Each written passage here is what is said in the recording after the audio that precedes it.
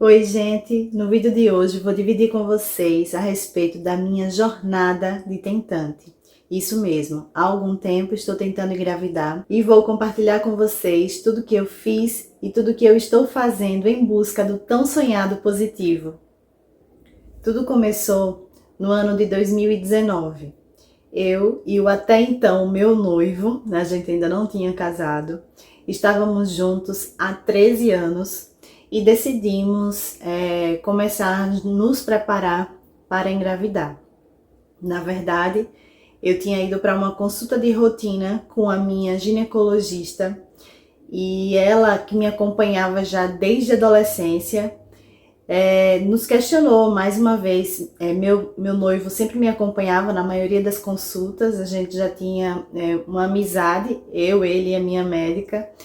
Então ela nos questionou novamente, como ela já tinha feito outras vezes, a respeito do quando que a gente ia liberar para engravidar. Eu tomava anticoncepcional há praticamente 13 anos ininterruptos, então ali naquela consulta que demorou mais de 1h30, decidimos juntos que aquela seria a minha última cartela de anticoncepcional e a gente continuaria prevenindo a gravidez, mas eu ia parar o anticoncepcional para meu corpo ir se ajustando, os hormônios e tudo isso, ir se ajustando para quando a gravidez chegasse, tivesse tudo ok. Então, o nosso planejamento ali foi que eu liberasse para engravidar em 2020. E então eu tinha ali aquele período de 6 meses para ir preparando o meu corpo para essa gravidez, né? Tanto a minha médica passou algumas vitaminas, umas eu já fazia uso de vitamina D, de ômega 3, de vitamina C, mas aí ela colocou também o metilfolato, né, que é a forma ativa do ácido fólico, colocou algumas vitaminas de complexo B, algumas outras.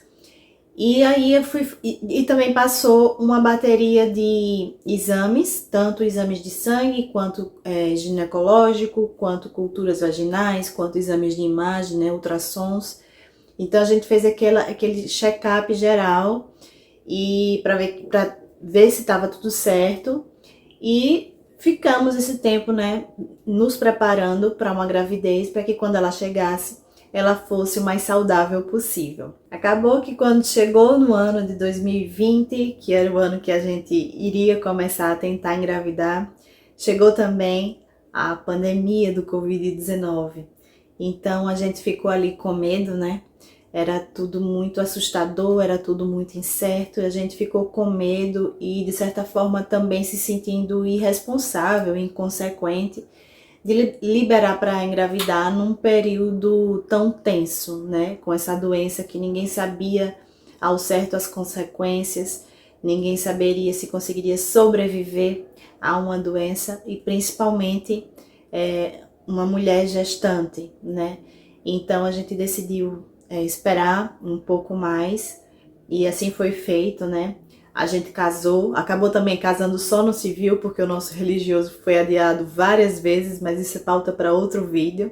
A gente casou ali em julho de 2020 e foi vendo, né, como a questão do Covid ia se comportar para poder liberar para engravidar. E então, em fevereiro de 2021, a gente decidiu realmente tentar engravidar. Então, foi aquele primeiro ciclo que a gente tentou. E meu esposo tinha certeza que aconteceria assim rapidinho, ele achava que não ia demorar nem 3 meses para a gente engravidar, porque a gente sempre teve um estilo de vida mais saudável, né? A gente não era muito de balada, de fumar, de beber, se alimentava bem, a gente não é muito de fast food, enfim. Ele achava que a gente ia engravidar rapidinho. E eu já não tinha essa confiança dele, não. Então, assim, por conta da minha idade, né? Eu tinha 34 anos em fevereiro e em maio eu já iria fazer 35. Então, mesmo a gente ainda estando em pandemia ali do Covid-19, a gente não poderia continuar adiando mais, né, as nossas tentativas de gravidez por conta da minha idade, né? A gente não sabia se ia acontecer rápido, se não ia acontecer. E eu já ia fazer 35 anos em maio, então a gente ficou assim, disse, não, agora a gente vai ter que realmente tentar, né? Já tinha começado também vacinas e tal, então ali naquele mês de fevereiro de 2021 foi o primeiro mês que a gente realmente tentou engravidar. E aí depois de 6 meses tentando engravidar sem sucesso, eu retornei para minha ginecologista e ela resolveu nos encaminhar para um especialista em reprodução, né? Eu já tinha completado os meus 35 anos, recém-completado, e como a gente já vinha tentando há 6 meses, ela decidiu já me encaminhar para um médico em reprodução, porque todos os exames assim mais básicos eu já tinha feito e tinha dado tudo certo. E como ela também já me acompanhava há muitos anos, ela já sabia de todo o meu histórico, né, de saúde. Então ela não perdeu tempo e seguiu a cartilha direitinho. Com 6 meses, não, já tinha 35 anos, então com 6 meses já encaminha para o médico de reprodução humana, né? Se eu fosse mais jovem, ela esperaria aí 1 ano sem sucesso para poder me encaminhar para o médico especialista. Então ali entre setembro e outubro de 2021, eu busquei a médica em reprodução humana, a gente teve a primeira consulta e ela decidiu me passar o exame de esterossalpingografia para ver como que estavam as minhas trompas. Eu já postei o vídeo aqui, tá? Eu posso deixar na descrição.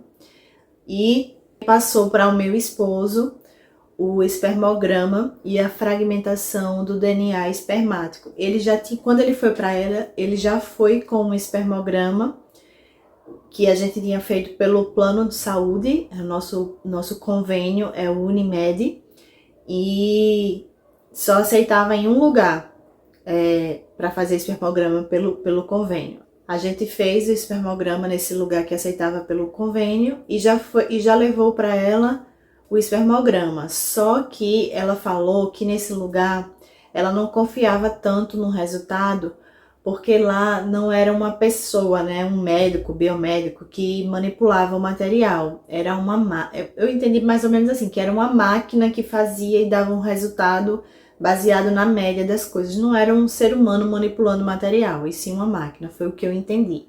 Então ela disse, ó, esse espermograma tá muito bom, mas a gente não pode ter certeza, eu não posso ter certeza que ele tá bom por conta do método que ele foi feito. E aí indicou que a gente fizesse num local específico e seria particular. Então a gente foi e fez assim, porque não tinha nenhum outro lugar que aceitasse pelo convênio na cidade. E a gente fez nesse lugar, ele fez tanto o espermograma quanto a fragmentação do DNA espermático. E aí a gente retornou para ela com o resultado e também com o resultado da minha esterossalpingografia. E aí ela falou que o espermograma dele estava muito bom, estava excelente na verdade, tanto o espermograma quanto a fragmentação do DNA tinha dado uma fragmentação mínima, então muito provavelmente da parte dele não tinha nada que justificasse a nossa demora para o tão sonhado positivo. E a minha esterossalpingografia deu alterações nas trompas, né? Como vocês podem acompanhar aí no vídeo. E aí, como a esterossalpingografia deu alteração, ela também passou a ressonância magnética. Então eu peguei e fiz a ressonância magnética.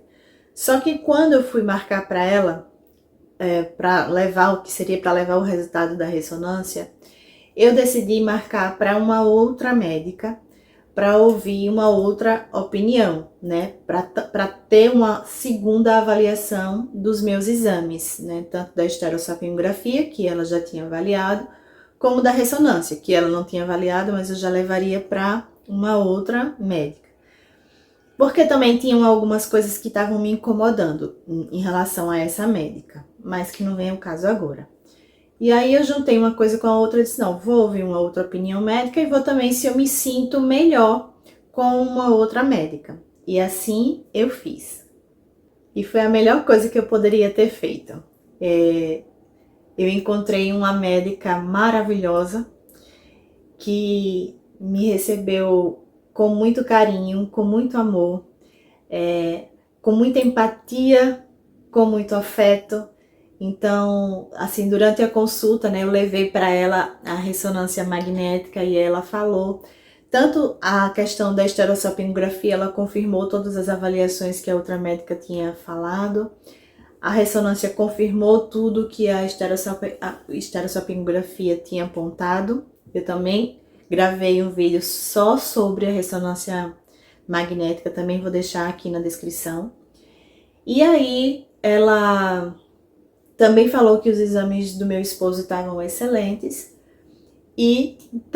Mas assim, durante a consulta, eu estava me sentindo muito bem e não sabia como era que meu esposo estava se sentindo. E aí eu lembro que quando terminou, eu falei para ela, né, um pouco de como eu estava me sentindo, de que eu tinha gostado muito daquela consulta, da forma que ela me explicou e tudo mais. E o meu esposo também se sentiu no coração dele de falar. Então, assim, eu tava sentindo, ele tava sentindo, mas eu não sabia o que ele tava sentindo, sabe? Nem ele sabia o que eu estava. E era a mesma coisa, a gente se sentiu realmente acolhido por essa médica. Então, assim, foi a melhor coisa que a gente fez, de ter ido para buscar uma segunda opinião. E eu não falo isso pelo diagnóstico não, porque o diagnóstico foi o mesmo, a avaliação dos exames foram as mesmas, foi pela forma que a gente foi recebido, que a gente foi tratado mesmo, desde a recepção, desde as atendentes até a médica. Então, assim, ali naquela consulta, com todos os exames que a gente já tinha levado para ela, não tinha mais exames para ela pedir. E ela falou que a fertilização in vitro era uma possibilidade para a gente, por conta que o fator tubário era totalmente justificado, né, a gente fazer uma fertilização in vitro, mas também falou que achava muito válido que eu passasse por uma cirurgia de videolaparoscopia para tentar corrigir essas trompas, né, porque às vezes o exame ele mostra algo e na cirurgia, né, no vídeo, o médico consegue fazer aquela avaliação melhor. Então, o que der para ele corrigir, ele corrige. E a gente só saberia se seria possível corrigir tentando. Então, ela falou que a FIV seria um caminho, mas por ser algo com custo muito elevado e tal, fazendo ou não FIV, ela achava válido passar pela cirurgia de videolaparoscopia antes. Então, assim, a gente fez. Como ali já era final de ano, né, quando eu fui para ela, ela me encaminhou para um cirurgião, certo? Eu consegui fazer essa consulta rapidinho com esse cirurgião e a gente agendou a cirurgia só para fevereiro de 2022, porque em janeiro seria o nosso casamento religioso. Então, eu não queria, né, fazer cirurgia e estar com alguma limitação no nosso casamento. Então, eu preferi fazer o casamento direitinho, viajar, curtir a lua de mel. E assim que eu voltei da lua de mel, praticamente, já me preparei para fazer a cirurgia de videolaparoscopia. Na cirurgia ocorreu tudo bem, deu tudo certo. E ali, cerca de 30 dias depois da cirurgia, eu fui na consulta com o cirurgião para que ele me passasse o prognóstico, né? Tudo que ele encontrou. E aí ele mostrou pra gente o vídeo da cirurgia, ele mostrou pra mim e pro meu esposo e foi explicando algumas coisas. E ali foi quando eu ouvi tudo o que eu não queria ouvir e o que eu nunca imaginei que eu fosse ouvir. Eu ouvi ele falar que ele consertou, né, o que dava para consertar, as minhas trompas que estavam todas enoveladas e tava uma lá para cima, outra para baixo, enfim, tava tudo bagunçado. Ele colocou tudo no lugar e tudo bonitinho, mas a funcionalidade das minhas trompas era muito ruim. E ele falou aquilo que eu não queria ouvir. Ele falou que ele só não poderia dizer que era impossível eu engravidar naturalmente, porque Deus faz milagres, né? A ciência não explica as coisas que Deus faz. Mas que aquele fator da minha trompa era congênito. Isso mesmo. As minhas trompas nasceram daquela forma, ruins, daquele jeito. Durante a cirurgia ele não encontrou nenhum sinal de endometriose, de adenomiose, nada que justificasse as minhas trompas terem ficado ruins, né? Terem sido danificadas. Eu nunca tive nenhuma gravidez na vida, enfim, não teve nada que justificasse. E aí ele fez, na cirurgia, quando eu abro, que eu olho lá, eu sei o porquê, eu entendo o porquê que aconteceu isso. Às vezes a paciente não sabe, eu não lembro de algum episódio que aconteceu durante a vida dela, mas quando eu vejo lá, eu vejo, foi endometriose, foi uma infecção, foi alguma coisa, mas no seu caso, o fator era congênito e era praticamente impossível, né, era muito difícil que eu conseguisse engravidar naturalmente. Então, por conta do tempo que eu já estava tentando engravidar, né, 1 ano tentando engravidar, por conta da idade, eu já estava com 35 anos e 4 meses depois eu iria fazer 36. Ele sugeriu que eu realmente partisse para fertilização in vitro, porque tudo que deu para melhorar, ele já melhorou, mas que não nos aconselhava a ficar mais tentando durante muito tempo naturalmente, né? Por conta da questão das trompas, porque aí ia entrar mais na base do milagre, né? Se Deus quisesse operar um milagre, Deus operaria. E aí eu voltei para médica, né? E ela viu lá todo o laudo, tudo da cirurgia e disse: Suzy, o caminho realmente para vocês é da fertilização in vitro. E me apontou, né, as possibilidades, os orçamentos, e era algo surreal, assim, das nossas possibilidades, né? E a gente já sabia, né, que a fertilização in vitro tinha um custo muito alto, não foi algo daquela clínica. Em todas as clínicas o custo é mais ou menos o mesmo. A gente já tinha pesquisado a respeito. Então, assim, a gente ficou triste, obviamente, porque era algo fora da nossa realidade, né? Mas era o único caminho possível. Então a gente ficou preocupado sem saber como fazer, porque ser pai, ser mãe, pra gente é como missão de vida, tanto eu quanto o meu marido. A gente não vê sentido algum em passar por essa vida sem ter sentido, né? O que é ser pai e o que é ser mãe. É exatamente esse o nosso sentimento em relação a ter filhos. Então, assim, a gente obviamente fica triste, né? Mas confiantes em Deus de que alguma saída, alguma coisa ia acabar acontecendo para que a gente realizasse o nosso grande sonho, né? Porque tanto Deus poderia operar um milagre, quanto poderia acabar acontecendo alguma coisa, alguma condição, alguma coisa acontecesse para nos levar para o caminho da fertilização in vitro, né? A nossa fé, ela nunca teve assim um se. Será que isso vai acontecer? A gente nunca duvidou. A gente sempre teve certeza, sempre sentiu no nosso coração que isso ia acontecer.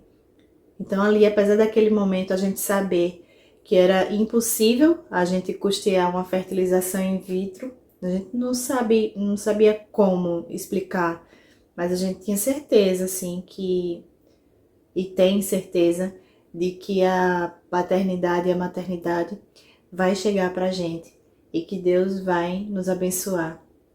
com o nosso ou os nossos filhos. A gente só não sabe como, nem quando, nem de que modo, mas vai acontecer. Eu tenho fé e vou dividir toda essa jornada e os próximos capítulos e tudo que aconteceu após isso com vocês. Então continue acompanhando o nosso canal, curte o vídeo, se inscreve. Beijo grande e Deus te abençoe.